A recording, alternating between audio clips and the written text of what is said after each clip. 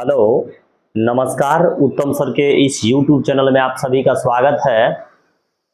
हम लोग लगातार कई दिनों से मैथमेटिक्स के जो आप लोगों का क्लास 10 का क्वेश्चंस बैंक का वीडियो जो है हम लोग लगातार दे रहे हैं। तो उसमें हम लोग इससे पिछले वीडियो में बाबू आप लोगों को जो है उसमें हम लोग यूक्लिड विभाजन विधि से कैसे एचसीएफ या मौसा निकालते हैं, इन चीज़ों पर चर्चा कर चुके हैं। कुछ इससे पहले के क्लास में हम लोग बाबू मैथमेटिक्स में जैसे अभाज्य गुणनखंड विधि के द्वारा कैसे लॉस मौसा निकाला जाता है, इन सब चीज़ों पर हम लोग काफ़ी डिटेल से चर्चा कर चुके हैं। आज हम लोग एक बहुत ही मुख्य बिंदु पर चर्चा करने के लिए आप लोगों से जुड़े हैं और इसमें हम लोग आज एक बहुत ही अच्छा तरीका, और बच्चा को ये ज़्यादातर जो है समझ में नहीं आने वाला रहता है और अधिकांश टीचर सब भी इनको इग्नोर करके चलता है कि इनको छोड़ ही देना है, कि अगर मान लीजिए एग्जाम में आता है तो। लेकिन आप लोगों को हम इस आसानी तरीका से अगर इस चीज़ों को समझा देंगे तो आपको इनको कोई भी समझने में भी और परेशानी की सामना नहीं करना पड़ेगा। और ऐसा प्रश्न है बाबू कि आज हम लोग ऐसे प्रश्न को लेकर के उपस्थित हुए हैं जिसमें आप देखे होंगे कि अगर 10th क्लास का क्वेश्चन बैंक अगर आप सेट बनाते होंगे तो इसमें इस प्रकार के जो सवाल हैं, जैसे √2, √3, √5 हो गया, √7 हो गया, या इस तरीका का जो सवाल आता है 3 + 2 √5 हो गया, या 5 + √3 हो गया, या 5 - √3 हो गया, ये सभी जो है सवाल आपको पूछा जा रहा है बोर्ड परीक्षा में और कह रहा है कि आप बताइए ये कैसे जो है एक अपरिमेय संख्या है और हम इसको कैसे प्रूफ कर सकते हैं। इनको हम लोग आज समझने का प्रयास करेंगे। काफी स्टूडेंट को ये समझ से बाहर रहता है और अगर आसानी से आप समझ जाएंगे तो आपको कोई परेशानी इनमें नहीं होगा। तो आज हम लोग इसी चीज को समझने का प्रयास करते हैं। पहले हम लोग इस प्रकार के सवाल को समझेंगे। अगर ये वाला छोटा छोटा जो सवाल है आप जो देख रहे हैं, हालांकि जो ये देखने में इतना छोटा लगता है लेकिन इनको जब सॉल्व किया जाता है तो थोड़ा सा लॉन्ग रहता है, इसलिए बच्चा इनसे दूर भागना चाहते रहता है। दूर नहीं भागना है, बहुत आसान चीज से ही हम लोग इनको समझाने का प्रयास करेंगे। तो पहले इन चीजों को हम लोग √2 कैसे हो जाता है ना, √3 कैसे हो जाता है, √5 अपरिमेय संख्या कैसे हो जाता है, और फिर हम लोग जो है ये वाला सवाल जो देख रहे हैं इनको हम लोग सिद्ध करने का प्रयास करेंगे, साबित करने का प्रयास करेंगे। और चूंकि आप देखिएगा तो ये हमारे क्वेश्चन बैंक में काफी ज्यादा पूछा जाता है तो इनको समझना काफी जरूरी है। चलिए हम लोग सबसे पहले अगर ध्यान से देखिए, ये सब जितना आप देख रहे हैं ना, ये वाला, ये √2 हो गया, √3 हो गया, √5 हो गया, √7, जिसका पूरी वर्गमूल मान लीजिए नहीं निकलता है वो अपरिमेय संख्या के श्रेणी में आता है। लेकिन ये हम तो जानते हैं, मान लीजिए जैसे हमको रटवा दिया गया है, लेकिन ऐसे तो नहीं होगा। तो इसको हम क्या करते हैं कि हम इस प्रकार के पहले एक को अगर आप समझ जाएंगे ना तो इधर वाला पूरा जितना है ये सभी आप ऑटोमेटिक समझ जाएंगे अपने आप। अगर आप एक समझ गए, इसमें से कोई भी ले लीजिए, अगर वो आप एक समझ गया ना इधर वाला पूरा समझ जाएंगे। फिर जैसे आप लोग ये वाला छोटा छोटा वाला जो देख रहे हैं वो समझ में आ जाएगा आपको, तो हम लोग इनको भी आसानी से समझ पाएंगे। तो चूंकि इन सब जो आप देख रहे हैं इनको हम मिटा देते हैं, फिर हम लोग आगे इन चीज पर चर्चा करेंगे। और चलिए हम एक ही यहाँ पर रखेंगे √2 को सबसे पहले, और अगर आप √2 को समझ जाते हैं तो उसी प्रकार से √3 भी बना लेंगे, उसी प्रकार से √5, √7 जितना भी आता है सबको हम लोग बनाएंगे। तो चलिए हम लोग देखते हैं पहले कि आखिर कैसे √2 सिद्ध करते हैं। सबसे पहले चलिए हम सबसे पहले बाबू कि देखिए, जब भी कोई भी आपको दे दिया जाए कि मान लीजिए आप √2 को सिद्ध कीजिए, √3 को सिद्ध कीजिए, √5 को सिद्ध कीजिए कि कैसे ये एक अपरिमेय संख्या होता है बाबू, तो इनको सिद्ध करने के लिए ना इनसे उल्टा मान लिया जाता है ना, उल्टा इसको मान लिया जाता है। जैसे हम यदि यहां पर लिखेंगे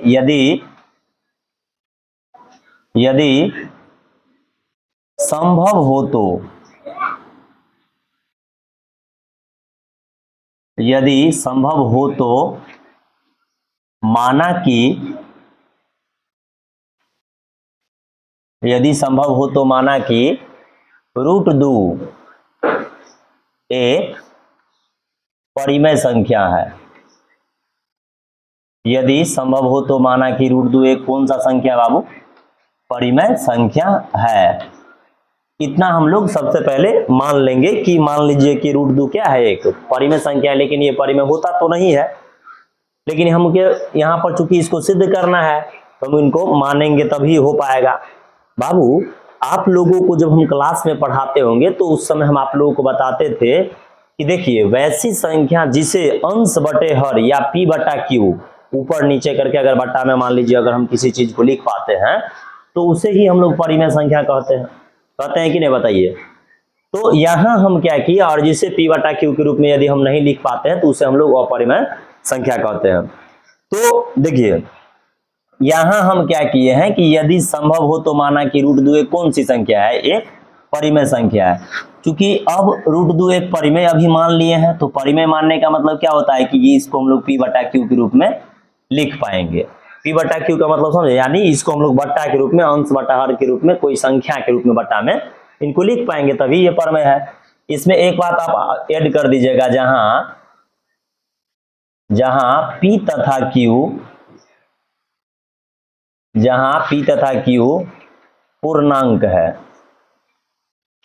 जहां p तथा q क्या है, पूर्णांक है, एवं q इज इक्वल टू, एवं q बराबर नहीं है क्या चीज, 0, है ना। बिल्कुल हम लोग स्पष्ट तरीका से इनको समझने का प्रयास करेंगे, रटना नहीं है, आप समझते चलिए कि क्या कैसे हो रहा है। यदि संभव हो तो माना कि √2 एक कौन सी संख्या है, परिमेय संख्या है। अब जैसे कोई संख्या परिमेय होता है तो उनको हम लोग किस रूप में लिख पाते हैं, p बटा q के रूप में लिख पाते हैं। और हम ये बात अवश्य लिख देंगे बाबू, p तथा q पूर्णांक है एवं q बराबर नहीं है 0। जैसे ये चीज हो जाएगा ना बाबू, तो एक बात आपको इसमें और मानना पड़ेगा कि यहाँ p तथा यहाँ हम एक और बात लिखते हैं, तथा हमने यह भी माना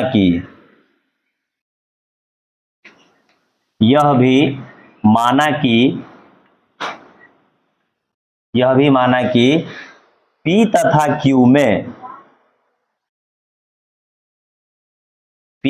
q में एक के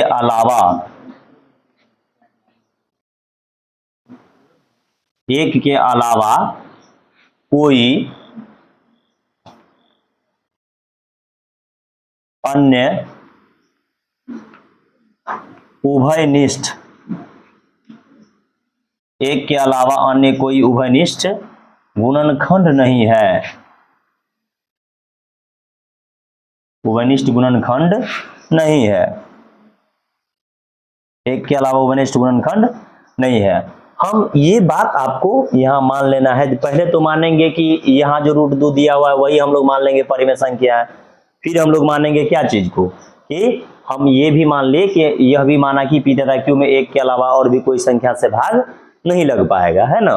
अब जैसे मान लीजिए कि एक से, इसमें हम ये चीज पहले मान चुके हैं कि एक के अलावा इसमें किसी संख्या से भाग नहीं लगेगा। उभयनिष्ठ का मतलब क्या होता है, जो दोनों से कट जाए, या मान लीजिए ऐसी संख्या जिनमें दोनों से भाग लग जाता है। तो अब हम क्या करेंगे कि इसको कैसे बनाएंगे, जरा ध्यान से समझने का प्रयास कीजिए। यहाँ जो आया है हमको बाबू √2 बराबर p बटा q, इसको हम क्या करते हैं, दोनों तरफ वर्ग करते हैं। √2 का भी होल स्क्वायर करेंगे और p बटा q है इसका भी होल स्क्वायर करेंगे, तो यहाँ आ जाएगा p², यहाँ भी आ जाएगा q², चूंकि दोनों तरफ हम स्क्वायर किए। तो यहाँ आप देखिएगा तो √2 का स्क्वायर करेंगे तो 2 बराबर आ गया आपका p² बटे q², इसके बटा में नहीं कुछ है तो 1। चलिए इसको हम थोड़ा सा क्या कर लेते हैं बाबू, एक लाइन खींच लेते हैं ताकि आपको अलग दिख सके ये।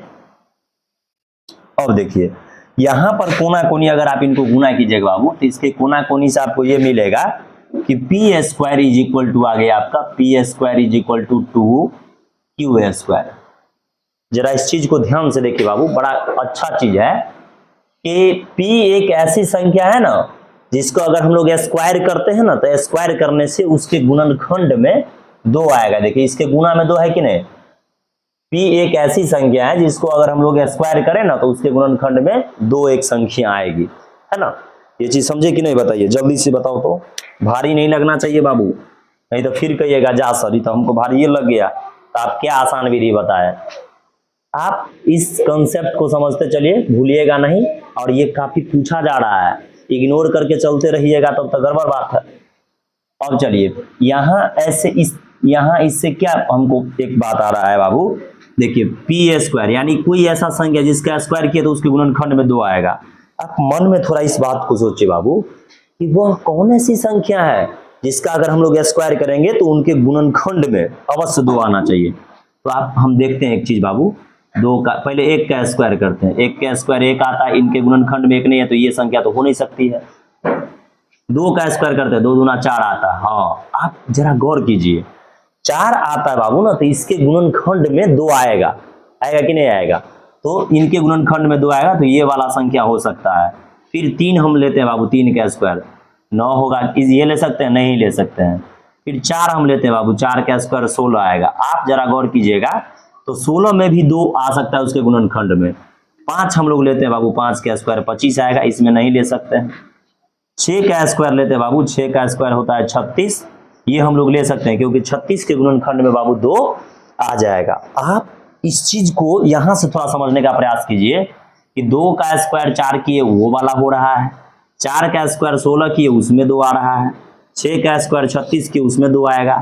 तो आप इस पैटर्न को जरा पकड़ लीजिए बाबू कि क्या आ गया, कि यहाँ तो बड़ा गजब चीज आ गया, 2 4 6 और अगला 8 आएगा, अगला 10 आएगा। तो आप कहिएगा सर इसको हम एक संख्या से जानते हैं, जो 2 4 6 8 जो होता है ये एक सम संख्या होती है, और सम संख्या बाबू 2 4 6 8 उसी के स्क्वायर करेंगे ना तो उसके गुणनखंड में 2 आएगा। इसका मतलब क्या हुआ कि सम संख्या किस चीज से विभाज्य हो जाता है बताइए? सम संख्या किस चीज से विभाज्य हो जाता है? आप ये लिख सकते हैं, इसलिए P 2 से क्या है? P 2 से विभाज्य है, P 2 से विभाज्य है। विभाज्य है कि नहीं जरा बताइए, क्योंकि ऐसा संख्या हमें मानना है बाबू यहाँ पर जिसका स्क्वायर करने से उसके स्क्वायर में 2 आए गुणनखंड के रूप में। आप विषम वाला देख लीजिए, 1 में आया, 1 में कभी 2 आ ही नहीं सकता, 9 में 2 आ ही नहीं सकता है, 25 में 2 आ ही नहीं सकता। तो विषम वाला तो ऑटोमेटिक नहीं होगा, लेकिन सम वाला हो जाएगा। तो सम संख्या किस चीज से कटता है? 2 से कट जाता है, तो P एक सम संख्या हो गया। तो जैसे सम संख्या हो गया तो ये 2 से कट रहा है ना, कट रहा है। और थोड़ा सा और आगे चलते हैं, जैसे बाबू कोई चीज 2 से कट गया ना तो हम लोग ये चीज तो मान सकते हैं, इसीलिए P चूंकि P 2 से कट रहा है तो यहाँ हम लोग मान लेते हैं 2K माना, क्योंकि कुछ मान सकते हैं ना, चूंकि उसमें 2 से कट रहा है तो 2 कोई संख्या, K कोई संख्या होगा। अब P का मान उसमें बैठाइए, तो जरा यहाँ पर मान बैठाइए, तो P का मान कितना? 2K आ गया ना, तो 2K का स्क्वायर हम लोग कर देंगे। देखिए यहाँ स्क्वायर है ना, तो स्क्वायर बराबर 2 इंटू क्यू स्क्वायर रहेगा ही, कोई दिक्कत? 2 का स्क्वायर बाबू आ जाता है 4K स्क्वायर, बराबर आ गया आपका 2Q स्क्वायर। क्यू स्क्वायर को अगर हम इस साइड रखते हैं तो 2Q square is equal to आ गया 4K स्क्वायर। इधर से बाबू देखिए 2 उधर चले जाएगा, Q स्क्वायर बराबर 4K स्क्वायर, और बट्टे में आपका आ जाएगा क्या चीज? 2। ये दोनों देखिए कट कैंसिल आउट हो जाएगा, हो जाएगा कि नहीं? तो यहाँ आ जाएगा आपका finally Q square is equal to क्या चीज? 2K square. जरा इस चीज को भी फिर ध्यान से देखा जाए, जिस तरीका से यहां आया उसी तरीका से तो यहां भी आ गया कि Q को भी अगर हम स्क्वायर करेंगे तो उसके गुणनखंड में 2 आएगा। मतलब इसका क्या हो गया कि Q भी एक सम संख्या है, तभी तो उसके गुणनखंड में भाई 2 आ रहा है। तो इसलिए जब जैसे सम संख्या आ गया तो Q भी 2 से विभाज्य है, Q भी 2 से क्या है? विभाज्य है। Q भी 2 से विभाज्य है। कौन कौन स्टूडेंट इतना समझ गया? फटाफट हमें बताइए तो बाबू। अब आपको 1-2 लाइन और लिखेंगे, बस इसका हमारा फाइनल आंसर आ जाएगा। और बहुत अच्छा तरीका से इनको हम समझाने का प्रयास किए, जल्दी से लिखिए। देखिए तो इनको समझ दे आप लोग कि नहीं समझे? नहीं समझे आप ना, कि नहीं समझे हैं? समझे? देखिए हम क्या करेंगे कि भाई देखो √2 एक होता है क्या चीज? अपरिमेय संख्या, ये तो पहले से जानते हैं। लेकिन मान लो कि हम अभी नहीं माने, उसका उल्टा मान लिए कि ये एक कौन सी संख्या बताइए? ये एक परिमेय संख्या है। तो जो परिमेय संख्या होता है तो फिर उस परिमेय का रूल को फॉलो करेगा ना, वो P/Q के रूप में लिखा जाएगा। और हम एक बात और माने कि यह पी तथा क्यू में एक के अलावा कोई अन्य उभयनिष्ठ गुणनखंड नहीं है। उभयनिष्ठ गुणनखंड का मतलब क्या होता है? देखिए, अब एक बात आपको यहां भी एक चीज गौर करना है बाबू, कि हम यहां पर जैसे देख रहे हैं बाबू, पी तथा क्यू में एक के अलावा कोई अन्य उभयनिष्ठ गुणनखंड नहीं है। कहने का मतलब ये हुआ कि ये आधुनिक जो आजकल के लड़कियां हैं उनके तरह ये हो गया। ये सवाल में यहां पर अगर हम शुरुआती से देखते हैं तो ये कह रहा है कि हम एक लड़का से ही बतिया रहे हैं, समझे कि नहीं? ये कह रहा है कि हमको एक के अलावा कोई और भी अन्य उभयनिष्ठ गुणनखंड नहीं है। लेकिन जब थोड़ा दिन हम और रुके, थोड़ा दिन कुछ और प्रयास किए, तो पता चला क्या कि ये जो पी जो देख रहे हैं, पी और क्यू, ये इसके पास एक गो नहीं है, बल्कि ये एक और से बतिया रहा है, मतलब ये दूगो से बतिया रहा है। तो हमारा जो हम जो उनको माने थे कि वो अच्छा होगा, वो अच्छा होगा? बताइए। जिसको माने थे कि क्या चीज, कि एक के गो से ही बतिया रहा है, लेकिन एगो से बतिया ही नहीं रहा है। आगे इसका भंडा फूट गया कि ये दो से भी बतिया रहा है, देखिए दूसरा से भी बतिया रहा है। तो हम जो माने थे कि वो अच्छा लड़की होगी, वो अच्छा होगी? बताइए, नहीं होगी। तो यहाँ हम लिखेंगे कान करके, हम यहाँ लिखेंगे कि हमारा मानना क्या हो गया? हमारा मानना गलत है, हमारा मानना गलत है। अब भाई काहे गलत है? क्योंकि हमारा मानना गलत है क्योंकि पी तथा क्यू में, पी तथा क्यू एक के अलावा दो से भी, एक के अलावा दो से भी विभाज्य है।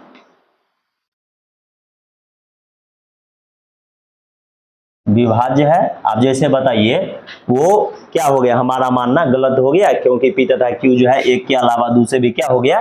विभाज्य हो गया। और जैसे ही बाबू ये दो से विभाज्य हो गया, तो हम जो इसको माने थे कि ये एक परमेय संख्या, वो क्या होगा? सत्य होगा? बताइए। अतः रूट दो क्या होगा? एक अपरिमेय संख्या हो जाएगा, ये परिमेय नहीं होगा। अतः रूट दो क्या हो जाएगा? बताइए, एक अपरिमेय संख्या हो जाएगा। हमारा मानना तो गलत हो गया ना बाबू? गलत हुआ कि नहीं हुआ? बताइए, एक अपरिमेय संख्या हो गया, ये परिमेय नहीं हुआ। देख लीजिए जल्दी से, क्या दिक्कत है इसमें? बताइए, आपको क्या चीज नहीं समझे? बताइए तो थोड़ा। इसी को हम लोग कहते हैं कि अपरिमेय संख्या कैसे प्रूफ करेंगे। इन चीज को समझने के लिए एक बार फटाफट हम इनको फिर से बता देते हैं बाबू आप लोगों को, कि अगर जैसे मान लीजिए सर कहिएगा कि आप सर इसी तरीका से क्या हम हर को बना सकते हैं? जी बाबू, रूट 3 को भी इसी तरीका पर, रूट 5 को भी इसी तरीका पर, रूट 6, 7 जो भी अपर में अब आ गया ना, सब उसी चीज से है ना। तो इस चीज को देख लीजिए बाबू, मस्त और सुपर तरीका से हम समझाने का प्रयास किए हैं। आप अगर देखिए, अब इन इतना आसान करने के बावजूद भी अगर नहीं समझिएगा तो फिर बुक में तो और नहीं समझ में आएगा, क्या कि उसमें बताने वाला तो नहीं होता है। समझिए इनको, यदि संभव हो तो माना कि क्या मान लेंगे कि रूट 2 एक परिमेय है, और जो परिमेय होता है बाबू उसको पी बटा क्यू के रूप में तो हम लोग लिख सकते हैं ना। तो इसको पी बटा क्यू के रूप में लिखे, लेकिन एक बात और शर्त लगा दिए कि देखो, हम शर्त लगाते हैं कि तुमको पी बटा क्यू के रूप में तो माने हैं, सही बात, लेकिन क्या कि हम ये भी मानते हैं कि तोरा में जो है एक के अलावा कोनो और संख्या से भाग नहीं लगेगा। ये हम मान लिए कि यहाँ तुम एक के अलावा किसी और से नहीं बतिया रहे हो, लेकिन इतना तो मान लिए, फिर इसका वर्ग किए, दोनों तरफ देखिए इसको गुना किए, तो यहाँ आ गया पी स्क्वायर बराबर 2q², यानी पी ऐसा संख्या है कि जिसको यदि हम स्क्वायर करेंगे ना तो उसमें 2 आएगा गुणनखंड में। तो ये एक ऐसा सम संख्या में ही आ सकता है, और सम संख्या किससे विभाज्य हो जाता है? 2 से। फिर उसको मान ले 2k मान बैठा है, फिर q² बराबर आ गया 2k², तो ये भी आ गया q² भी 2 से क्या हो गया? विभाज्य हो गया। माने थे कि 1 से ही कटेगा, लेकिन हमारा मानना पर पानी फेर दिया। हम जो माने थे कि तुम अच्छा हो, तुम अच्छा नहीं हो, तुम तो एक और से बतिया रहे हो, दूसरा से, इसलिए हमारा मानना क्या हो जाएगा? गलत हो जाएगा। और क्योंकि क्यों गलत हो जाएगा? तो पी तथा क्यू में एक के अलावा 2 से भी विभाज्य है, और तो क्या हो जाएगा? बताइए, रूट 2 एक अपरिमेय संख्या होगा। देखिए फटाफट जल्दी से समझिए इनको, इतना मस्ती और सुंदर तरीका से बाबू कहीं बताया नहीं जाता है, तो आप इनको समझ जाइए। और देखिएगा अगर एक समझ गए तो इसी पर आप √3 बना सकते हैं, कोई दिक्कत नहीं है। √3 भी ऐसे ही। अब चलिए √2 वाला फटाफट आप लोग देख लीजिए, तो इसमें कहीं कहाँ मिस आप कर रहे हैं कि सर ये चीज हम नहीं समझते, देख लीजिए। तो चलिए √2 वाला जैसे समझ जाइएगा बाबू, तो हम इसी पर इसमें कुछ लिखना नहीं है, बस कॉपी पेस्ट √3 यहाँ कीजिए, आपका पूरा पक्का आंसर आ जाएगा। √3 बस यहाँ भी √3,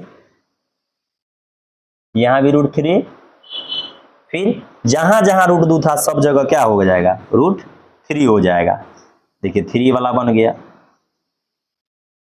3 यहाँ भी आ जाएगा, 2k² के बदला आ जाएगा ये 3q², 3 यहाँ भी 3 आ जाएगा, फिर यहाँ आ जाएगा आपका 3k², सब जगह बदल के 3 हो जाएगा, है ना। यहाँ 4 के बदला में 3k², 9 हो जाएगा, बदलिएगा तो यहाँ पर 3, यहाँ पर 9, है ना। अब यहाँ 9 आएगा, यहाँ बट्टे में आ जाएगा आपका 3, तो कितना आ जाएगा, 3 तिया 9 आ जाएगा, यहाँ आ जाएगा आपका 3k², क्यू भी 3 से क्या है, विभाज्य है। सब जगह 3 कर देना है, जहां जहां आपको 2 4 दिख रहा था सब जगह क्या आ जाएगा, 3, है ना। अब यहाँ 2 से क्या नहीं कटेगा बल्कि 3 से कटेगा, बस हो गया √3 एक अपरिमेय संख्या। कहिएगा जा सर ये क्या किए आप ना, अपने मान लीजिए बोर्ड पर मिटा लिए, कॉपी पर मिटा लिया हम, अरे तो तुमको ऐसे ही फिर से लिखना है, सीखना है, 2-3 बार बनाओ। आप √5 का बनाइए, √7 का बनाइए, आपको खटाखट बन जाएगा, याद हो जाएगा, है ना। देखिए यदि संभव हो तो मान लिया कि √3 एक क्या कौन है, परिमेय संख्या है, परिमेय है तो p/q के रूप में लिखो, जैसे p/q है। चलिए क्या आपको इसमें परेशानी दिखा, कहिएगा सर तो अब यही पैटर्न पर सब बना लीजिएगा क्या, तो यही पर सब बनेगा, जितना देख रहे हैं ना, √3 हो गया, √5 हो गया, √7 हो गया, जो भी है ऑपर में निकालो, √11 13 सब इसी पर बनाते जाओ, है ना। सब मल्लाह पर पानी फेर देगा और लास्ट में अपना गलती मान लेना, हो जाएगा अपरिमेय संख्या। बताइए इतना आसान है। विद्यार्थी कहता रहता जा सर हमारा तो ये तो समझे से बाहर है, समझ से बाहर रहेगा नहीं तो क्या। चलिए याद कर लीजिएगा इसको जल्दी से। तो ये था आपका √2 वाला, √3 √5 √7, इस तरीका से आप तो ये बना लेंगे, है ना। अब हम लोग कुछ और सवाल देखते हैं जो आपका लगातार कई वर्षों से बिहार बोर्ड में पूछा जा रहा है, उन सवालों पर चलिए चर्चा करते हैं, है ना। चलिए इनको मिटा देते हैं फटाफट। अब हम लोग देखेंगे ऐसे सवाल जो बिहार बोर्ड में लगातार कई वर्षों से पूछा जा रहा है ना। वो सब थोड़ा आसान है, भारी देखिए इसको भी भारी नहीं कहा जाए, सब तो आसान ही रहता है। थोड़ा सा आप होता क्या है कि जैसे देखिए आप लोग फर्स्ट टाइम पढ़ते होंगे तो थोड़ा तो ये मान लीजिए आपका आएगा ही, भारी तो दिखेगा ही, है ना। इसलिए चिंता नहीं करने का है, अब आपका भी समय आएगा, आप कहिएगा जा ये सब हमको 10वां में कितना भारी लगता था, लेकिन अभी भारी नहीं लग रहा है। चलिए अब हम लोग बाबू कुछ ऐसे सवालों को देखेंगे जो आपका सवाल मैट्रिक के एग्जाम में काफी दिया जाता है। और आप इस चीज को देखिए, चूंकि ये गणित ऐसा सब्जेक्ट है बाबू कि ये हर कंपटीशन में कहाँ क्या पूछा जाएगा नहीं पूछा जाएगा, इन चीज को कहा नहीं जा सकता है। तो चलिए देखते हैं। अब एक सवाल बार बार पूछा जा रहा है बाबू कि सिद्ध कीजिए कि 5 + √3। अभी तो हम लोग केवल सीखे थे कि क्या कि √2 वाला, √3 वाला, √5 वाला, इस तरीका से सीख गए थे, है ना। अब हम लोग सीखेंगे कि 5 + √3 या जोड़ घटाव के रूप में, गुणा के रूप में दिया जाए तो उसको कैसे हम लोग सिद्ध करेंगे इनको। चलिए तो जैसे उसमें हम लोग मानेंगे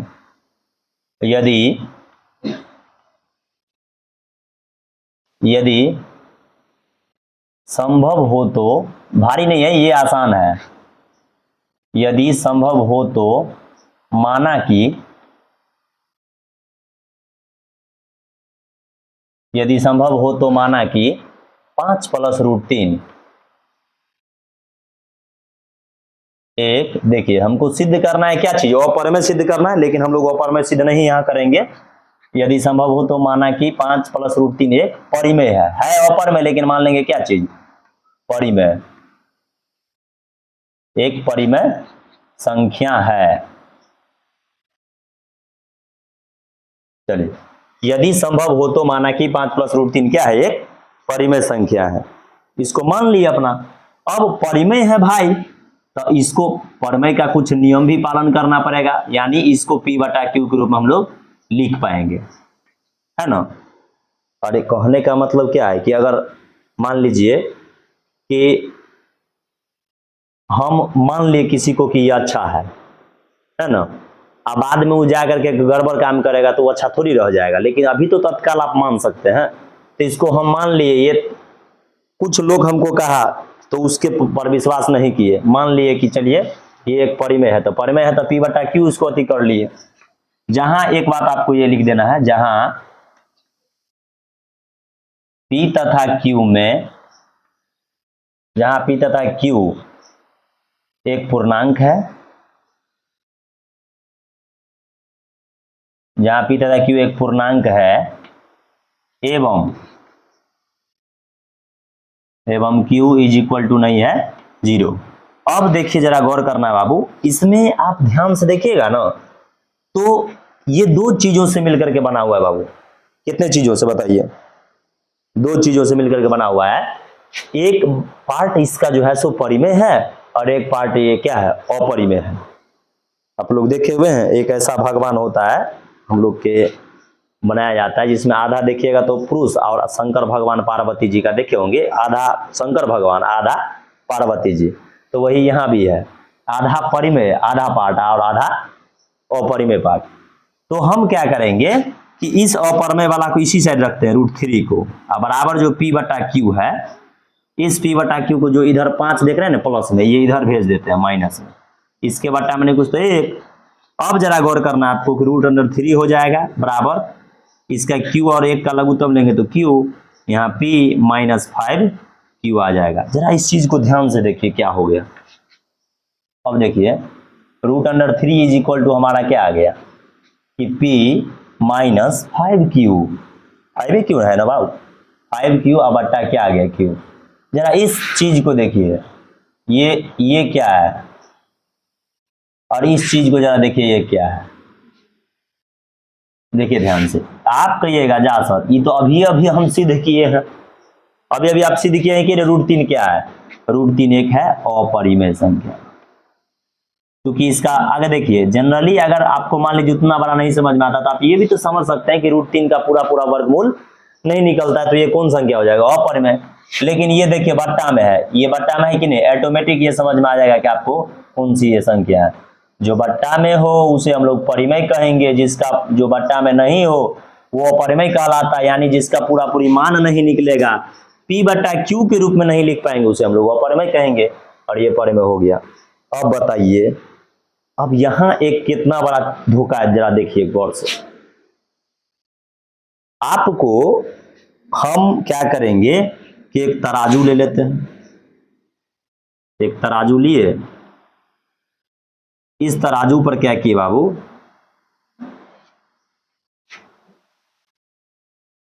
इस तराजू पर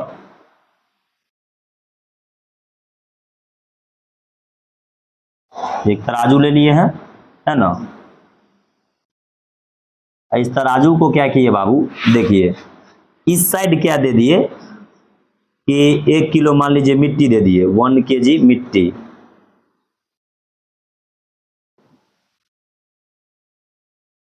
वन kg मिट्टी, और यहां हम दे देते हैं 1 kg गोल्ड, 1 kg सोना। बताइए दोनों तो बराबर है, तो ठीक है हम कहेंगे कि बाबू रे दोनों तो बराबर है, 1 kg मिट्टी और 1 kg सोना तो बराबर है, तो चलो तुम अपने घर से 1 किलो सोना लेके चले आओ, हम तुमको 1 किलो मिट्टी दे देते, चूंकि तो बराबर तो है। कहिएगा नहीं सर ये कैसे बराबर हो जाएगा, ये तो बराबर देखने में ना लग रहा है, मगर बराबर है, बताइए नहीं होगा बराबर।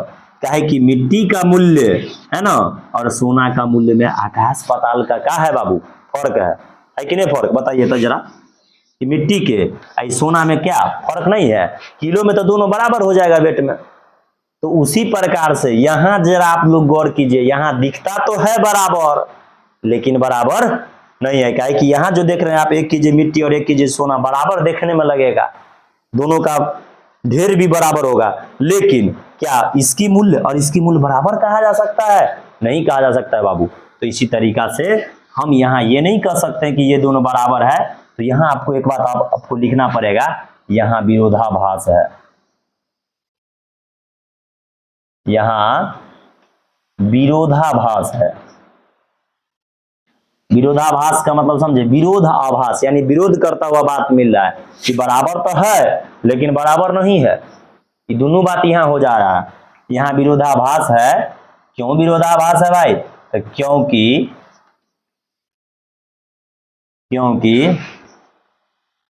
एक परिमेय संख्या, क्योंकि एक परिमेय संख्या एक अपरिमेय के बराबर है, क्योंकि एक परिमेय संख्या एक अपरिमेय संख्या के बराबर है।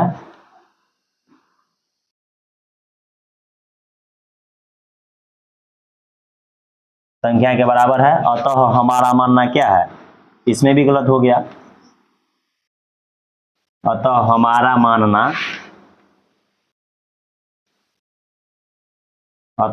मानना क्या है बाबू, गलत है। और इसीलिए लास्ट में हम लोग ये चीज तो लिख सकेंगे ना, 5 + √3 क्या हो जाएगा बताइए, बराबर 1। माने थे क्या चीज, माने थे परिमेय, लेकिन परिमेय बाद में पता नहीं चला, अतः यह एक क्या हो जाएगा, एक अपरिमेय संख्या।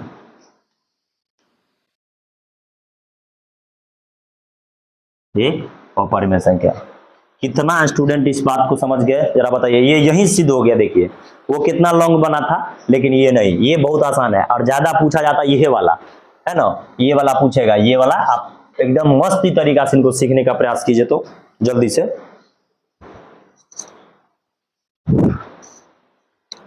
चलिए, यदि संभव हो तो माना कि इतना एक परिमेय संख्या है, यदि संभव हो तभी है। इसको p/q के रूप में लिख पाएंगे, जो √3 वाला था इसको इसी साइड रखेंगे, जो परिमेय वाला उसको एक तरफ लेके चले जाएंगे, इधर गए बट्टा पर का इधर घटाव हो जाएगा इस तरीका से। ये एक अपरिमेय संख्या, ये एक परिमेय संख्या होता है, यह ऐसा हो नहीं सकता है, यहाँ विरोधाभास है क्योंकि एक परिमेय संख्या एक अपरिमेय संख्या के बराबर है, तो हमारा मानना गलत है, ये क्या हो जाएगा, अपरिमेय संख्या हो जाएगा। क्या आपको इसमें नजर आ रहा है, तो ये था आपका 5 + √3 को प्रूफ करना। कौन कौन विद्यार्थी सीख गया बताओ तो जल्दी, इसमें जल्दी से सीख जाइए। एक जो समझ गए एक बार में समझिए, उनका तो बल्ले बल्ले हो जाएगा, है ना। और जो सब नहीं समझ रहा है ना, उनका सबका ध्यान कहीं और है, इसलिए समझता है नहीं। चलिए, अब ये आप समझ गए तो एग्जामिनर भी थोड़ा सा बच्चे का मजा लेने के लिए क्या करेगा, चलवा सब सीख के जाएगा, क्या चीज 5 + √3, तो थोड़ा एक स्टेप और बढ़ जाता है कि बाप रे उत्तम सर जी तो ये पढ़ा दिया, बोर्ड वाला भी जानता है कि पढ़ा दिए ना सर, तो हम वो पूछ देगा क्या चीज माइनस में, हम पढ़ा दिए प्लस में, वो पूछेगा क्या में माइनस में, तो तुम ई वाला भी सीख लो। 5 - √3 रहेगा तो कैसे, तो सब चीज ऐसे ही हम लोग लिखते जाएंगे, यहाँ माइनस कर देंगे, यहाँ भी माइनस कर देंगे, यहाँ माइनस ही रहेगा, यहाँ भी माइनस रहेगा। अब लास्ट में जो ई माइनस है, ई माइनस को उस साइड हम लोग भेज देंगे, यहाँ पर देखिए थोड़ा सा हम चेंज कर देंगे बाबू इसको,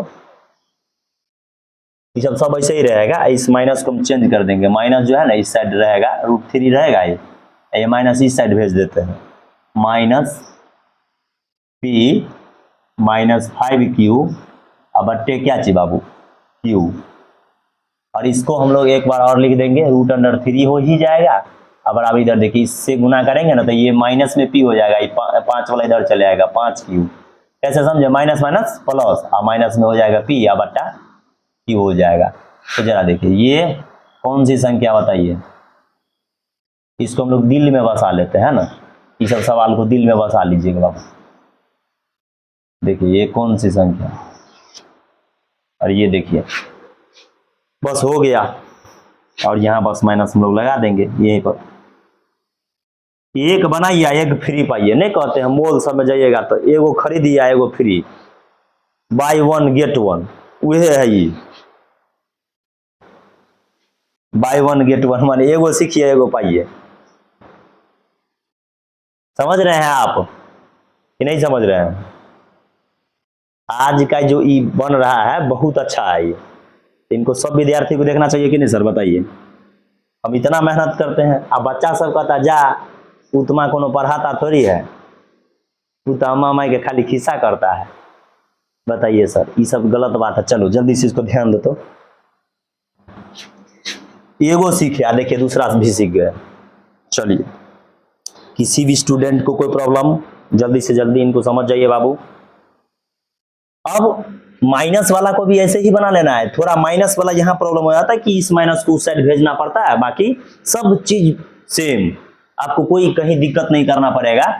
तो चलिए ये सब सवाल तो समझ गए ना, एक और डाल देते हैं, उनको भी आप लोग याद कर लीजिएगा तो थोड़ा ठीक रहेगा। बस इसी सब को हमको मिटाना है ना।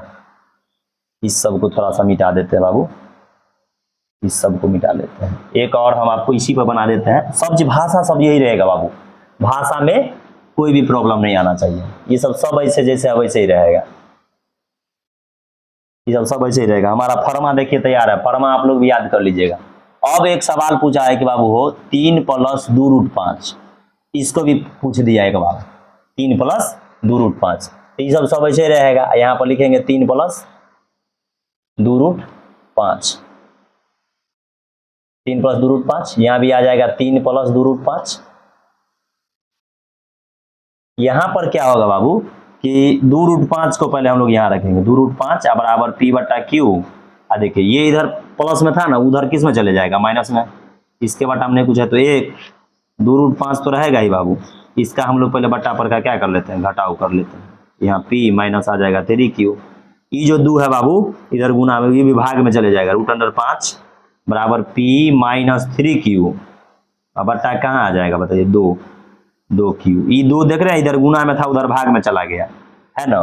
तो अब तो ये तो और आसान है, या हो गया। देखिए यहाँ आ गया क्या चीज, √5, इधर आ गया क्या चीज, देखिए P - 3Q, अब बटा क्या चीज 2Q आ गया कि नहीं बताइए तो जरा।